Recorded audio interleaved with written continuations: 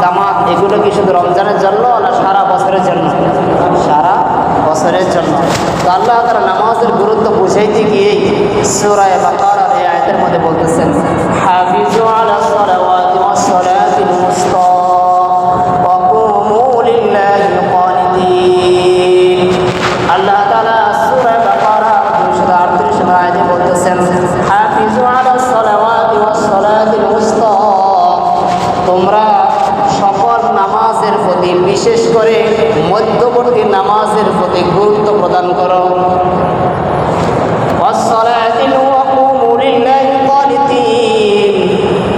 এবং তোমরা নামাজের মধ্যে ধীরে স্থিরভাবে আদায় করো। নামাজ ধীরে স্থিরভাবে আদায় করার অর্থ হলো কি? অর্থ হলো এটা, এমনভাবে নামাজ পড়া যাবে না যে মানুষ যেন এরকম মনে না করে যে ওই ব্যক্তি নামাজ পড়তেছে না কি করতেছে।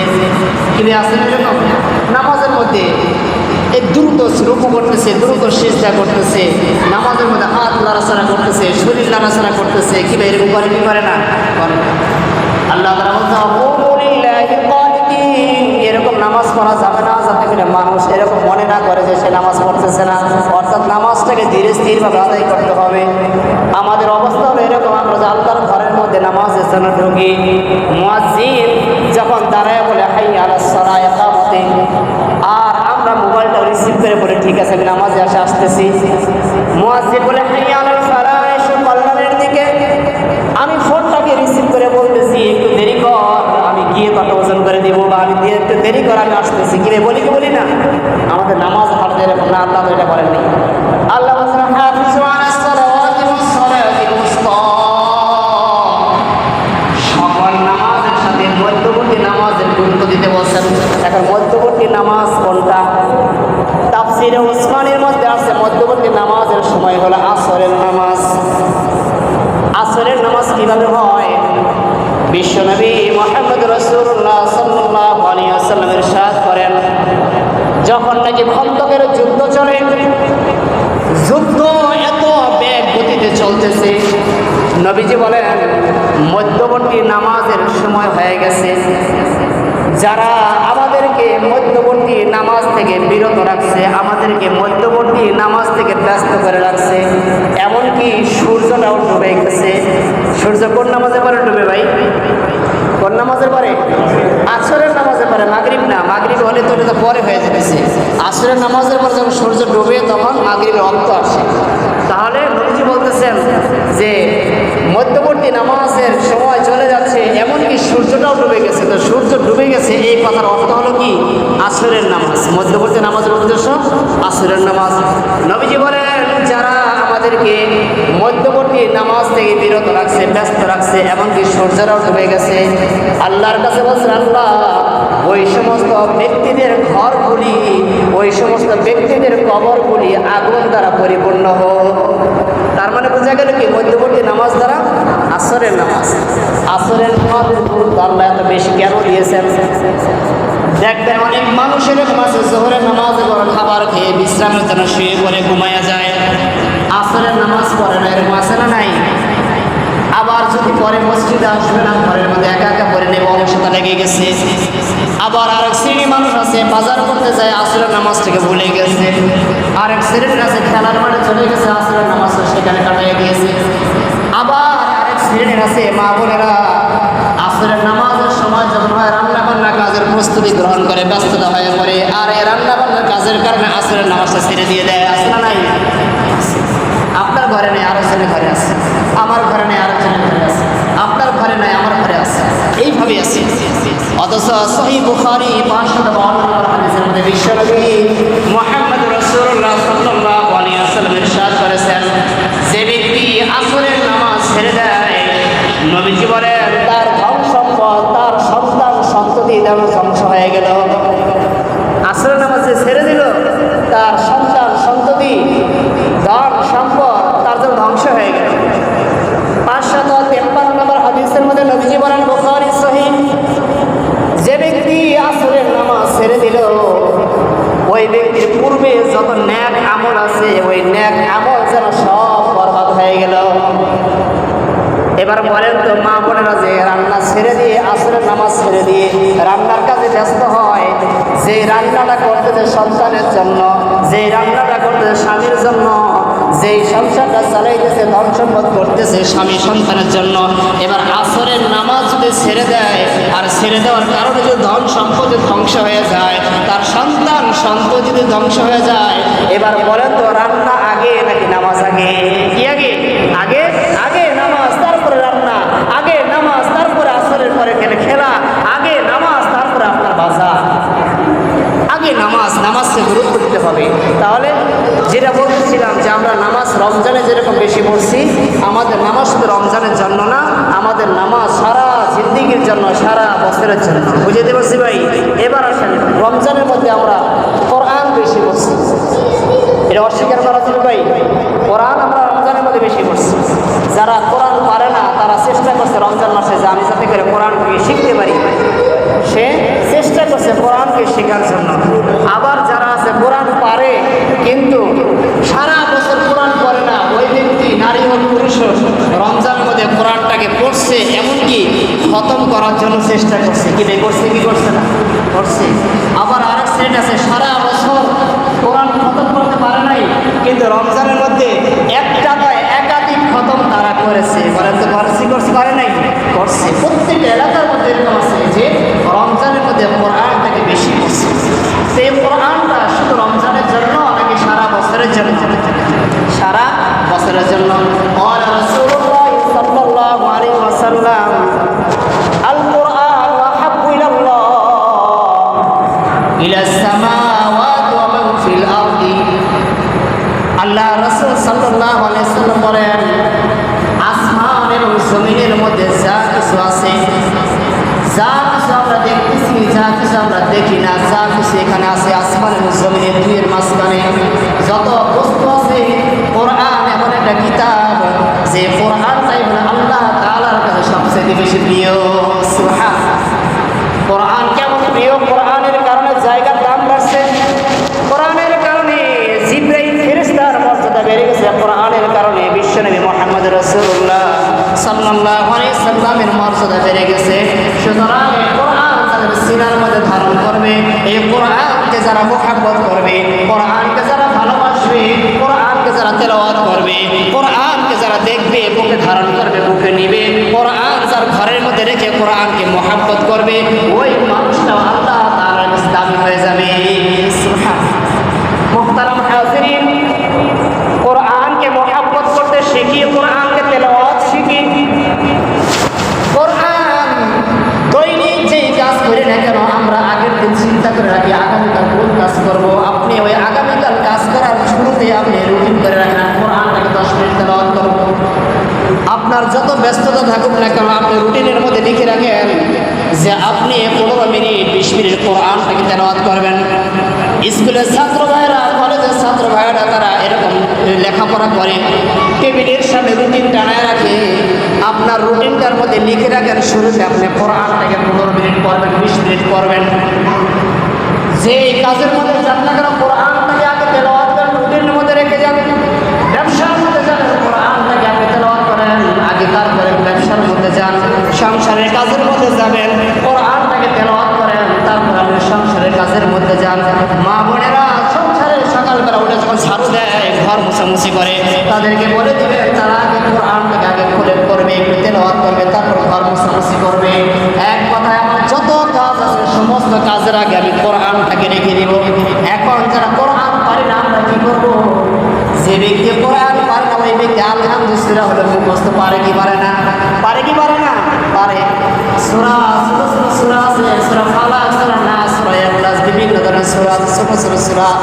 আপনি সূরাগুলি মুখস্থ আছে, আপনি কোরআন পারেন না, ছোট ছোট সূরাগুলি আপনি মুখস্থ পারেন। আপনি আপনার ঘরের মধ্যে কোরআনটাকে হাতে নেন, নিয়ে আলহামদুলিল্লাহ সূরাটা আপনি দেখে দেখে তেলাওয়াত করেন। সূরা ইখলাস 3 বার আপনি দেখে দেখে তেলাওয়াত করেন, আল্লাহ তাআলা পুরা কোরআন তেলাওয়াতের করার সওয়াব আপনাকে দান করে দিবেন। সুবহানাল্লাহ। আপনি কোরআনটাকে সূরা ফালাক আপনি না দেখে পারেন, কিন্তু কোরআনটাকে খুলছেন আপনি, কোরআনটা খুলে আপনি সূরা নাসটা সূরা ফালাক আপনি দেখে দেখে তেলাওয়াত করতেছেন, আপনার মুখস্থ আছে তবুও আপনি দেখে পড়তেছেন। দেখে পড়লে আপনার ফায়দা কি? আপনার চোখের জ্যোতি বাড়বে, আপনার চোখের ছবিরা গুণাগুলি মাফ হবে। কোরআনটাকে যখন আপনি দেখে দেখে পড়বেন, কোরআনের প্রতি আপনার একটা মহাব্বত পয়দা হবে। আল্লাহর কালামটাকে আপনি দেখে দেখে পড়বেন, একটা মহাব্বত তৈরি হবে। আর এই যখন এই মহাব্বতটা তৈরি হবে, যেই কোনো দিন আপনি কোরআনটাকে যদি খুলে যদি না দেখেন, আপনার অন্তরটা আর ভালো লাগবে না। আর কি লাগবে না? ভালো লাগবে না। আপনি মসজিদে আসছেন, 5 মিনিটের জন্য কোরআনটাকে খুলে পড়লেন, আলহামদুলিল্লাহ সূরাটা দেখে দেখে পড়েন, সূরা ইখলাস আপনি দেখে দেখে পড়লেন। আপনি অন্য জায়গা থেকে পড়তে পারেন না, যেটা পারেন ওটাই আপনি দেখে দেখে পড়েন। সন্তান আপনি কোরআনটাকে খোলেন, কোরআনটাকে কি খোলেন, আপনি 2 থেকে 3 মাস এইভাবে চালাইয়া দেখেন। অটোমেটিক যদি কোনোদিন আপনার ব্যস্ততার কারণে কোরআনটা খোলা যদি আপনার যদি বিরত হয়ে যায়, আজকে কোরআন খুলতে পারেন নাই, দেখবেন যে আপনার মনের মধ্যে কেমন যেন শূন্যতা বিরাজ করছে, আপনার ভালো লাগবে না। তখন বলবেন যে আজকে মনে হয় কোরআনটা খুলি নাই, এই জন্য হয়তো আমার ভালো লাগতেছে না। আর যখনই আপনার অন্তরের মধ্যে এরকম একটা কাজ করবে, মনে করবেন কোরআনের সাথে আপনার সাথে ভালোবাসা তৈরি হয়ে গেছে। ভালোবাসা আপনার কোরআনের সাথে তৈরি হয়ে গেছে। এখন আমি কোরআন পারি না, আমি কোরআনটাকে খুলবো না। এবার বলেন তো ভাই, কোরআনের প্রতি আমার ভালোবাসা আসবে? আসবে না। কোরআন যে কোরআনকে ভালোবাসা থেকে যায়, ভালোবাসা রয়ে যায় কোরআনের সাথে, এই কোরআন আপনার কবরের মধ্যে সুপারিশ করে জান্নাতে যাওয়ার জন্য। এই কোরআন আপনাকে জান্নাতের রাস্তা দেখাবে, কবরের মধ্যে কিভাবে জান্নাতে যাবেন সুপারিশ করে আল্লাহ তাআলার সাথে। সূরা মুলক যদি আপনি এশারের নামাজের পরে দৈনিক তেলাওয়াত করতে পারেন, 29 নম্বর পারার প্রথম সূরাটা প্রত্যেক দিন যদি তেলাওয়াত করতে পারেন এশারের পরে, হাদিস শরীফের মধ্যে আসছে ওই ব্যক্তিরা যখন মারা যাবে, এই সূরা মুলক তখন ওই কবরের মধ্যে গিয়ে উপস্থিত হবে। যদি ওই মুদ্দাটার ফয়সালা যদি জাহান্নামের দিকে হয়ে যায়, সূরা মুলক আল্লাহ তাআলার সাথে ঝগড়া করবে যে আল্লাহ, এই তোমার এই বান্দা, তোমার এই বান্দি আমাকে প্রত্যেক দিন এশারের নামাজের পর না ঘুমিয়ে তেলাওয়াত করতো, আমাকে তেলাওয়াত না করে সে ঘুমাইতো না, আর তুমি তাকে তুমি কি করবা? জাহান্নামে দিবা। যদি তাকে যদি মাফ না করো, তাহলে কোরআন থেকে আমি সূরা মুলকে মিশিয়ে দাও। বলছে আল্লাহ সুপারিশ করবো, হয় তুমি এই বান্দাকে জান্নাত দাও, আর না হলে তুমি আমাকে কোরআন থেকে উঠে নিয়েছো। আল্লাহ তাআলাকে সূরা মুলকে উঠে নেবেন না সূরা মুলকের সুপারিশ কবুল করবেন? সূরা মুলকের সুপারিশ কবুল করে বান্দিকে জান্নাতে দিবেন। ভাইরা আমার, আপনি নিজে কোরআন যখন ঘরের মধ্যে তেলাওয়াত করবেন, আপনার স্ত্রী কোরআন তেলাওয়াত করবে, আপনার সন্তানরা যখন কোরআন তেলাওয়াত করবে, আপনার ঘরের মধ্যে আসমান থেকে যখন বৃষ্টি বর্ষণ হয়, আল্লাহ তার রহমত এরকম বৃষ্টির মতো করে আপনার ঘরের মধ্যে বর্ষণ করবে। আপনি দেখেন না, কোরআনের সাথে সুসম্পর্ক করে যাদের ঘরে কোরআন নাই, আমি ওয়াদা করাবো না, কারণ সবারই বিবেক বুঝে আল্লাহ তাআলা দিয়েছে, যে যে ঘরের মধ্যে থাকেন ঘুমান, আপনার ঘরের মধ্যে যদি কোরআন যদি না থেকে থাকে, আপনি আপনার ঘরের মধ্যে কোরআন রাখার ব্যবস্থা করেন আজকে থেকে, ইনশাআল্লাহ করা যাবে তো ইনশাআল্লাহ। ভাই, আপনি কোরআনের দিকে তাকায় দেখবেন, দিনের যে করে একটা মুহূর্তে আপনি কোরআনটাকে খুলবেন, একটু হাতে নেবেন, দেখবেন অটোমেটিক আপনার পরিবর্তন আসবে, অটোমেটিক আসবে। নিয়মিত পড়তে থাকেন, যদি না আসে সেদিন আপনি আমাকে বলবেন যে হুজুর 6 মাস চেষ্টা করলাম, কোরআনের মধ্যে মহব্বত আমার অন্তরের মধ্যে আসলে, সেদিন আপনি আমাকে বলবেন। ভাইয়েরা আমার, এই হলো কোরআনের বিষয়। রমজান মাসের মধ্যে আমরা জিকির বেশি করেছি, জিকির, নামাজ পড়েছি, 5 ওয়াক্ত নামাজ পড়েছি, নফল ইবাদত করেছি, তারাবি নামাজ পড়েছি, উঠতে বসতে আল্লাহ তাসবিহ করেছি, সিজদায় গিয়ে আল্লাহ তাসবিহ করেছি, রুকুর মধ্যে আল্লাহ তাসবিহ করেছি, বসে বসে আল্লাহ তাসবিহ করেছি। অর্থাৎ অন্য মাসের তুলনায় রমজানের মধ্যে আমরা জিকির কম করছি না বেশি করছি? ভাই, বেশি করছি। এই জিকিরটাও কিন্তু শুধু রমজানের জন্য না, এটাও সারা বছরের জন্য। এটাও কি ভাই? সারা বছরের জন্য। এমনকি জিকিরটা এরকম, আল্লাহ তাসবিহ এরকম, যদি কখনো সিঁড়ি দিয়ে উপরে ওঠা হয়, তখন আল্লাহু আকবার আল্লাহু আকবার বলা, উপর থেকে নিচে নামার সময় তখন সুবহানাল্লাহ সুবহানাল্লাহ বলা, সমতল ভূমিতে চলার সময় লা ইলাহা ইল্লাল্লাহ জিকির করা। তার দ্বারা কি হবে? আমি যখন মৃত্যুবরণ করব, ওই রাস্তা পর্যন্ত আমার আপনার মাগফিরাতের জন্য দোয়া করতে থাকবে, দোয়া করতে থাকবে। বাইরে আমার, রমজান মাসে আমরা জিকির বেশি করছি, এখন আমাদের জিকির করতে হবে। আল্লাহ তাআলা পবিত্র কোরআনের মধ্যে বলতেছেন, ফাযকুরুনি আযকুরকুম ওয়াশকুরুলি ওয়ালা তাকফুরুন। আল্লাহ তাআলা বলেন, ফাযকুরুনি আযকুরকুম, বান্দা তুমি আমাকে স্মরণ করো, আমি তোমাকে স্মরণ করব। আল্লাহ বলতেছেন, আমাদেরকে বলতেছেন, বান্দা তুমি আমাকে স্মরণ করো, আমি তোমাকে স্মরণ করব। প্রত্যেককে এরকম বলতেছেন, বান্দা তুমি আমাকে স্মরণ করো, আমি তোমাকে স্মরণ করব। নাম ধরে ধরে মনে করেন আল্লাহ তাআলা বলতেছেন, বান্দা তুমি আমাকে স্মরণ করো, আমি তোমাকে স্মরণ করব।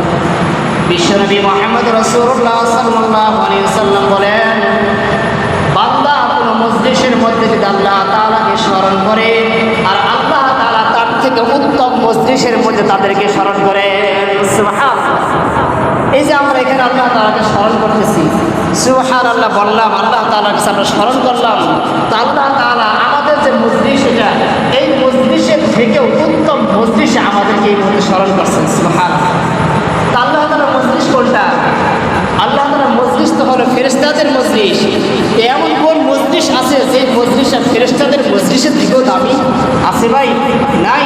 তা আমরা যে মজলিসের মধ্যে আল্লাহ তাআলাকে স্মরণ করবো, আল্লাহ তাআলা আমাদেরকে ফেরেশতাদের সেই উত্তম মজলিসের মধ্যে আমাকে আপনাকে স্মরণ করবে।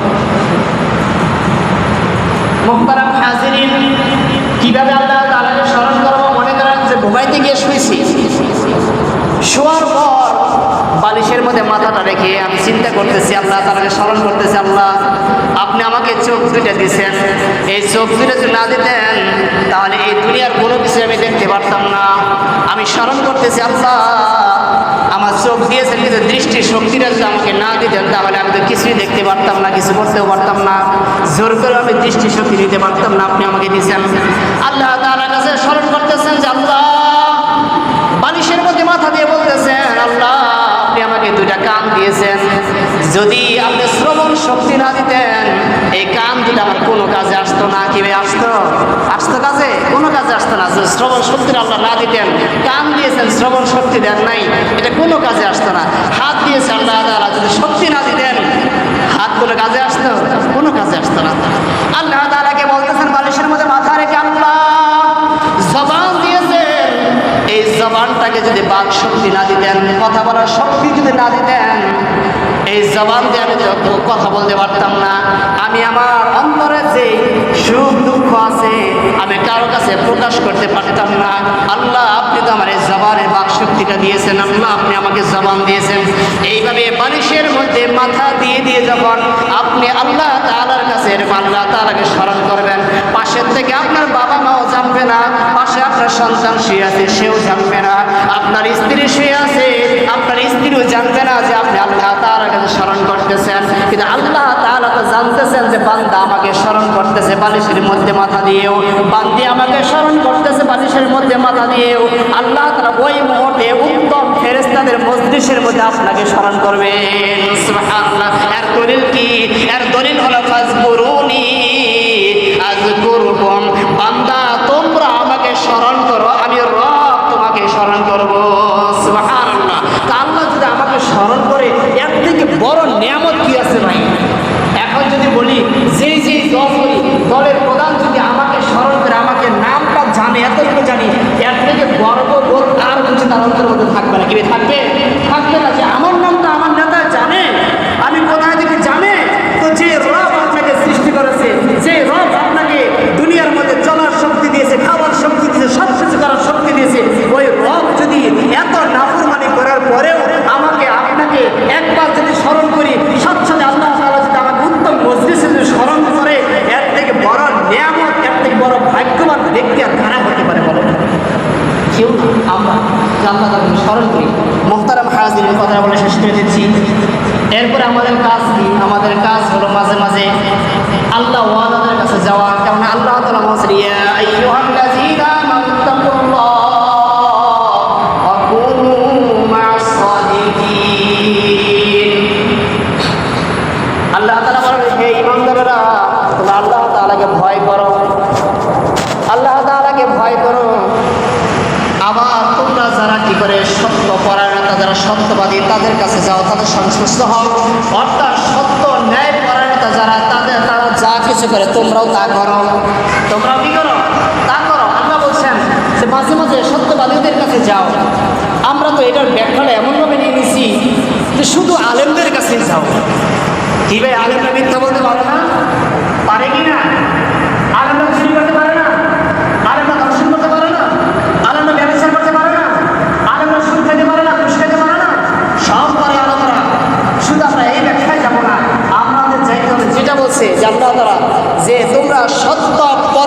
সাথে যাও এবং তারা যা করে তোমরাও তা করো, তোমরাও কি তা করো। এখন আমি যদি সেখানে যাই, সেখানে গেলে কি হবে? এই যে আল্লাহ বলছে আল্লাহ তাআলাকে ভয় করো, সেখানে গেলে তার কর্মকাণ্ড দেখলে, তার কথা শুনলে আমার অন্তরের মধ্যে আল্লাহর ভয় এমনি চলে আসবে, কারণ সে তো আল্লাহ তাআলাকে ভয় করে। আপনি সমস্যায় পড়ছেন, রোগে আক্রান্ত হয়েছেন, আপনি এখন এমবিবিএস ডাক্তারের কাছে যাইতে হবে। এখন এলাকায় আপনি বাজারে যাবেন, দেখবেন যে এখন 10টা এমবিবিএস ডাক্তার আছে, আপনি কি ডাক্তার কাছে যাবেন? যেগুলো ডাক্তারের কাছে যাবেন বলেন? এলাকার মধ্যে 10টা ডাক্তার আছে, আপনি যার কাছে যাবেন না। যার দক্ষতা আপনার বিশ্বাস হবে, যার দক্ষতা আপনার বাস্তব প্রমাণ হবে, তার কাছে আপনার দেড়টা সাক্ষী দিবে যে সেখানে যাই। কারণ হলো মনে করেন যে আমরা এমন হয়েছি যে দুনিয়ার মধ্যে আমরা মনে করি যে হুজুররা কোনো মন্দ কাজ করতে পারে না, আমরা এরকম মনে করছি। এটা ভুল। কীভাবে ভুল? যে আমরা মনে করি যে তারা তো সাদা পোশাক পরে, তারা কিভাবে ভুল কাজ করবে? তারা পাগড়ি পরে, তারা কিভাবে ভুল কাজ করবে? তারা ঘঙ্গর দেয়, রুমাল মাথায় দেয়, তারা কিভাবে ভুল কাজ করবে? এবার বলেন তো, শাহেখ আব্দুর রহমানের মাথায় কি রুমাল ছিল কি ছিল না? ছিল কি ছিল না? একটা জেলা বাদ দিয়ে বাকি সমস্ত জেলার মধ্যে বোমা বিস্ফোরণ করছে শাহেখ আব্দুর রহমান। সেও তো একজন রুমালওয়ালা ছিল, সেও তো জুব্বাওয়ালা ছিল। তাহলে আমরা কিভাবে বিশ্বাস করবো? বাজারের মধ্যে দুধ আনতে গেলাম, দুধের রং সবার সাদা দেখতেছি, কিন্তু সবারটার মধ্যে পানি মুক্ত আছে না পানি যুক্ত আছে? ভেজাল আছে না নাই? ভেজাল আছে। সাদা দেখলেই যে দুধটা যে পিওর হয়ে গেল না, এরকম বলা যাবে না। এরকম সাদা কাপড় দেখলেই, পাগড়ি দেখলে যে পিওর হয়ে গেল না, এটা বলা যাবে না। আমাদের জাজ করতে হবে, আমাদের বাছাই করতে হবে। মুহতারাম হাজিরিন, এটা কি করবো আমরা? সত্য ন্যায় পরায়ণ যারা আছে তাদের কাছে আমরা যাব, সেখানে আমরা রুহের খোরাক পাবো। আর এটার জন্য বেস্ট হয় যারা নাকি প্রবীণ আলেমে দ্বীন আছে তারা, কারণ তাদের মধ্যে এলেমের গভীরতা আছে, তাদের মধ্যে রুহানিয়ত আছে। আমি আপনাদেরকে ছোট্ট করে একটা কথা বলি। আমি যখন সর্বপ্রথম মাদ্রাসায় যাই, মধুপুর হালিমিয়া মাদ্রাসা, পিসাবুজুরের মাদ্রাসা, আমি পিসাব চিনি না। তখন পিসাব কাকে বলে। কিন্তু আমাকে যখন পিসাব হুজুরের সামনে দাঁড় করা হয়েছে, পিসাব হুজুর ওখানে বসা, আমি দাঁড়িয়ে আছি। মুরিদ আল্লাহ বলছে যে হুজুর আমরা একটা ছেড়ে নিয়ে আসছি, ভর্তি করবো আপনার কাছে। তো হুজুর তখন নিচের দিকে মাথা দিয়ে বললো যে অনেকে আছে তাই কিছুদিন পর চলে আসে। কি ভাই এরকম হয় কি হয় না? হয়। তো এটা পিসাব হুজুর বলে, তখন আমরা কিন্তু তাকাইছি, সত্য কথা বাস্তব যেটা, এইভাবে তাকিয়ে বলতেছে যে না, এই ছেলে যাবে না, এই ছেলে কি যাবে না। তখন আমার মাথায় চলে আসছে এই কথাটা, যে আমি বাড়ি থেকে বলে আসছি যে আমি হাফেজটা হওয়া পর্যন্ত বাড়িতে আসবো না, কমপক্ষে আমি 3 বছর হলে মাদ্রাসায় থাকবো। কিন্তু এই বৃদ্ধ মানুষটা কিভাবে জানে যে আমি যাবো না? তার মানে বোঝা গেল কি, একজন আল্লাহ ওয়ালার যে দিলের যে চক্ষু আছে, এই আল্লাহ তাআলা তাদের চক্ষুটাকে, অন্তরটাকে এত পরিষ্কার পরিচ্ছন্নতা রাখেন, যেটা দিয়ে তারা অনেক কিছু তারা দেখতে পায়, অনেক কিছু তারা বুঝতে পায়। হযরত কাসেম নানভী রহমাতুল্লাহ আলাইহিকে এরা সাগরে জিজ্ঞাসা করেছিলেন যে হুজুর, আপনি যেই কিতাব পড়ে এত বড় আল্লাহ হয়েছেন, এত বড় বুজুর্গ হয়েছেন, এত প্রিয় হয়েছেন আল্লাহ তাআলা, একই কিতাব পড়ে বাকিগুলো কেন হতে পারে না?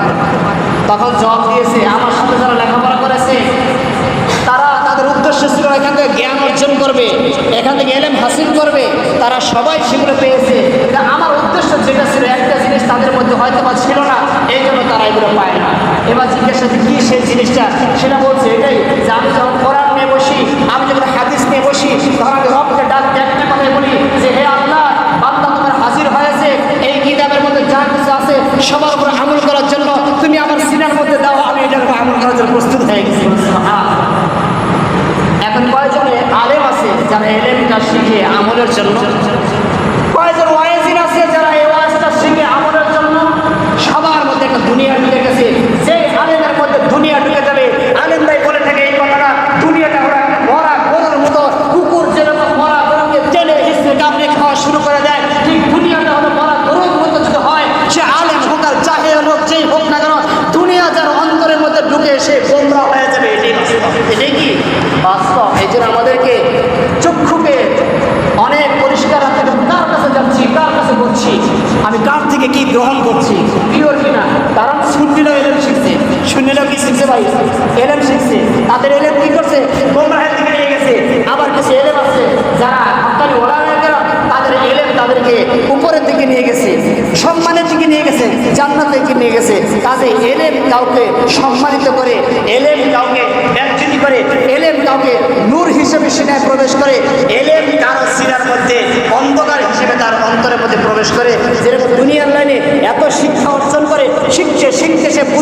হয়, এতটা বেশি বুদ্ধিজীবী হয়, সে কিছুতে করে নাস্তিকে পরিণত হয়ে যায়। কথা ঠিক কিনা?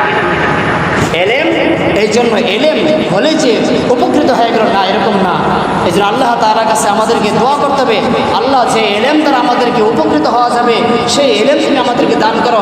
আল্লাহ আমাদের এমন ব্যক্তিদের কাছে নিয়ে যাও যে ব্যক্তিদের থেকে আমরা তোমার ভয় অর্জন করতে পারবো, প্রকৃত জ্ঞান অর্জন করতে পারবো, আখিরাতকে বুঝতে পারবো, চিনতে পারবো, সেই ব্যক্তিদের কাছে আমাদেরকে নিয়ে যাও। এগুলো আল্লাহ তাআলার কাছে দোয়া করা। আল্লাহ তাআলা আমাদের সবাইকে কথাগুলোর উপর আমল করার তৌফিক দান করুন। আমিন।